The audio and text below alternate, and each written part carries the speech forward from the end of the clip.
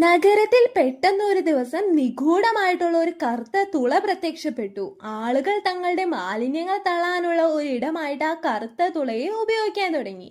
ആദ്യം ആരും അതിനെ അത്ര ഗൗരവമായി എടുത്തിരുന്നില്ല. എന്നാൽ വാർത്തകളിൽ ഈ വിവരം വന്നതോടെ ആ തുളയ്ക്ക് ചുറ്റും ജനങ്ങൾ തടിച്ചുകൂടാനായിട്ട് തുടങ്ങി.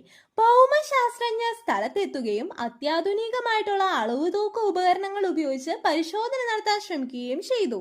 എന്നാൽ തൊട്ടടുത്ത നിമിഷം തന്നെ ആ ഉപകരണങ്ങളെല്ലാം കേടായിപ്പോയി.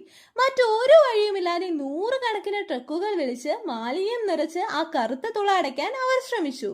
പക്ഷെ എത്ര മാലിന്യം ഇട്ടിട്ടും ആ തുളയിൽ ഒരു മാറ്റവും ഉണ്ടായില്ല. തുടർന്നുള്ള ദിവസങ്ങളിൽ ആളുകൾ ദിവസവും ആ കറുത്ത തുളയിലേക്ക് മാലിന്യങ്ങൾ വലിച്ചെറിഞ്ഞുകൊണ്ടിരുന്നു. എന്നാൽ ഒരു ദിവസം ഒരു പെൺകുട്ടിയുടെ തൊട്ടു മുന്നിലായിട്ട് ഒരു മാലിന്യപ്പൊതി വന്നു വീണു. അവൾ ആകാശത്തേക്ക് നോക്കിയപ്പോൾ മുകളിൽ മറ്റൊരു കറുത്ത തുള പ്രത്യക്ഷപ്പെട്ടതായിട്ട് കണ്ടു. അതിൽ നിന്നും മാലിന്യങ്ങൾ താഴേക്ക് വീണുകൊണ്ടേയിരുന്നു. താഴെ നിന്നും വലിച്ചെറിഞ്ഞ എല്ലാ മാലിന്യങ്ങളും തീർന്നപ്പോൾ ആകാശത്തെ ആ കറുത്ത തുളയും അപ്രത്യക്ഷമായി.